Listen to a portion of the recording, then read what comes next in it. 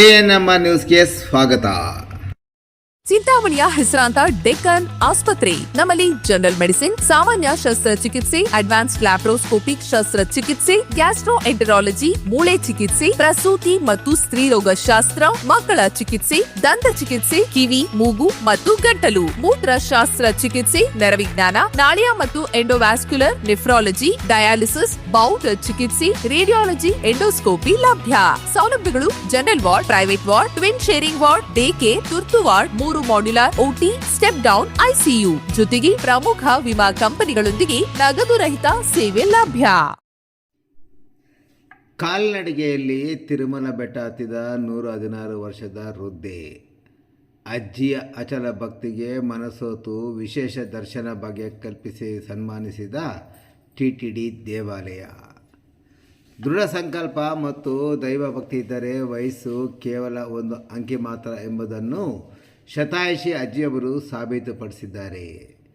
ಬರೋಬ್ಬರಿ 116 ವರ್ಷ ವಯಸ್ಸಿನ ವೃದ್ಧೆಯೊಬ್ಬರು ಭಕ್ತರ ದಂಡಿನ ನಡುವೆ ಅಲಿಪಿರಿ ಮೆಟ್ಟಲು ಮಾರ್ಗದ ಮೂಲಕ ಕಾಲ್ನಡಿಗೆಯಲ್ಲಿ ತಿರುಮಲ ಬೆಟ್ಟ ಹತ್ತಿ ವೆಂಕಟೇಶ್ವರ ಸ್ವಾಮಿಯ ದರ್ಶನ ಪಡೆದ ಅಚ್ಚರಿಯ ಘಟನೆ ನಡೆದಿದೆ. ಇಷ್ಟೊಂದು ಇಡೀ ವಯಸ್ಸಿನಲ್ಲೂ ಅಜ್ಜಿಯ ಭಕ್ತಿ ಹಾಗೂ ದೈಹಿಕ ಕ್ಷಮತೆಯನ್ನು ಕಂಡು ಅಲ್ಲಿನ ಭಕ್ತರು ಹಾಗೂ ತಿರುಮಲ ತಿರುಪತಿ ದೇವಸ್ಥಾನದ ಅಧಿಕಾರಿಗಳು ಮೂಗಿನ ಮೇಲೆ ಬೆರಳಿಟ್ಟಿದ್ದಾರೆ. ಕ್ಷಣಾರ್ಧದಲ್ಲಿ ವೈರಲ್ ಆದ ವಿಡಿಯೋ ಸಿಎಂ ಪ್ರಶಂಸೆ. ಅಜ್ಜಿ ಗೋವಿಂದನ ನಾಮಸ್ಮರಣೆ ಮಾಡುತ್ತಾ ಕುಟುಂಬಸ್ಥರ ಬೆಂಬಲದೊಂದಿಗೆ ಮೆಟ್ಟಲು ಹತ್ತುತ್ತಿದ್ದ ದೃಶ್ಯವನ್ನು ಸಹ ಭಕ್ತರೊಬ್ಬರು ಮೊಬೈಲಲ್ಲಿ ಸೆರೆ ಹಿಡಿದು ಜಾಲತಾಣಗಳಲ್ಲಿ ಹಂಚಿಕೊಂಡರು. ಈ ವಿಡಿಯೋ ಇಂಟರ್ನೆಟ್ನಲ್ಲಿ ತೀವ್ರ ಸಂಚಲನ ಮೂಡಿಸಿತು.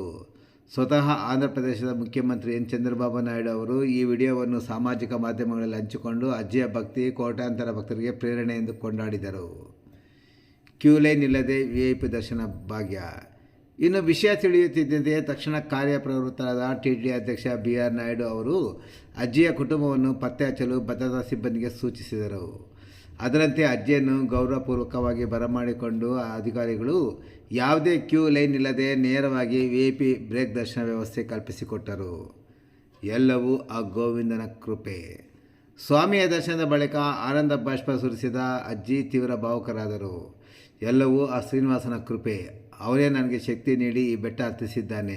ನನ್ನ ಇಷ್ಟು ವರ್ಷದ ಕನಸು ಇಂದು ನನಸಾಗಿದೆ ಎಂದು ಕೈ ಮುಗಿದು ಹರಿಸಿದರು. ರಂಗನಾಯಕಲು ಮಂಟಪದಲ್ಲಿ ಸನ್ಮಾನ.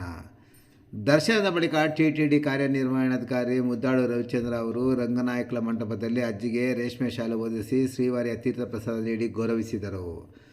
ಈ ವೇಳೆ ವೇದ ಪಂಡಿತರು ಅಜ್ಜಿಗೆ ಆಶೀರ್ವಚನ ನೀಡಿದರು. ಇಂದಿನ ಯುವ ಪೀಳಿಗೆಗೆ ಮಾದರಿಯಾಗಿರುವ ಈ ಅಜ್ಜಿಯ ದೃಢ ಸಂಕಲ್ಪಕ್ಕೆ ನೆಟ್ಟಿಗರು ಹ್ಯಾಟ್ಸಾಪ್ ಎನ್ನುತ್ತಿದ್ದಾರೆ. ದೃಢವಾದ ಮನಸ್ಸಿದ್ದರೆ ಏನನ್ನು ಸಾಧಿಸಬಹುದು ಎಂಬುದಕ್ಕೆ ತಿರುಮಲದಲ್ಲಿ ನಡೆದ ಈ ಅಪರೂಪ ಘಟನೆ ಸಾಕ್ಷಿ ಇದೆ.